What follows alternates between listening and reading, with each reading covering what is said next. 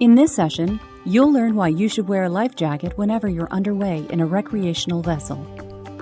Among the recent average of 670 fatal recreation boating accidents per year recorded by the U.S. Coast Guard, the majority of victims drowned while not wearing life jackets. Statistically, more than half of those who survive drowning and are treated in an emergency room require further hospitalization. A person who survives drowning may suffer lasting consequences, including brain damage. You'll learn why special attention should be paid to children and young adults. While it only takes 60 seconds for an adult to drown, that time decreases to just 20 seconds for a child. In recorded boating accidents during a recent year, 11 children aged 12 or under drowned, 18 teenagers drowned, and 66 young people between 20 and 29 drowned. What problems are we trying to avoid? The U.S. Coast Guard's recreational boating statistics show that where a cause of death is known, nearly 4 out of 5 fatal boating accident victims drowned. Cold water immersion is an immediate onset emergency. Cold water and air temperatures can place severe strain on the body, leading to hyperventilation, loss of limb function, hypothermia, and drowning. Restricted visibility and poor weather increase the difficulty of navigating and operating boats. This may lead to capsizing, falling overboard, and difficulties searching for and rescuing boaters who have entered the water. Strong winds creating large waves and harsh or quick-changing weather also increase the possibility of entering the water unexpectedly. Even a moderate current can exert a force of several tons against a boat and cause its operator to lose control and capsize. Operator inattention or improper lookout places boaters at an even greater risk for entering the water and drowning.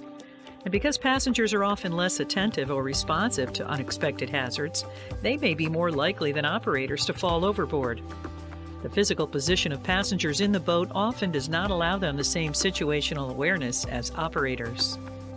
Boaters participating in more hazardous activities like fishing, running at high speed, or in whitewater are more likely to stand, lose their balance, decrease boat stability, capsize, and fall overboard.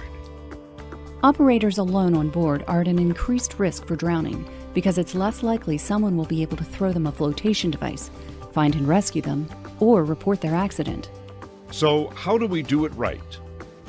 Common sense dictates that boaters on a moving boat are more likely to experience injury, collision, falling overboard, or capsizing than boaters who are drifting or anchored.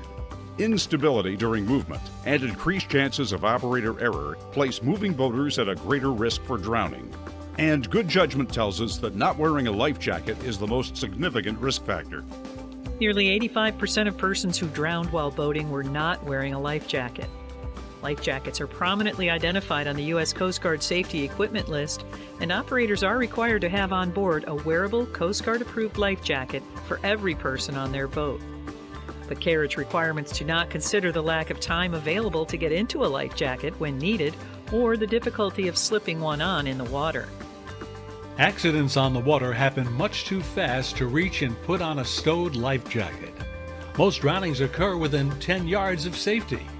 Wearing, not carriage, is the answer. The simple act of wearing a life jacket could have saved the overwhelming majority of lives lost in boating accidents.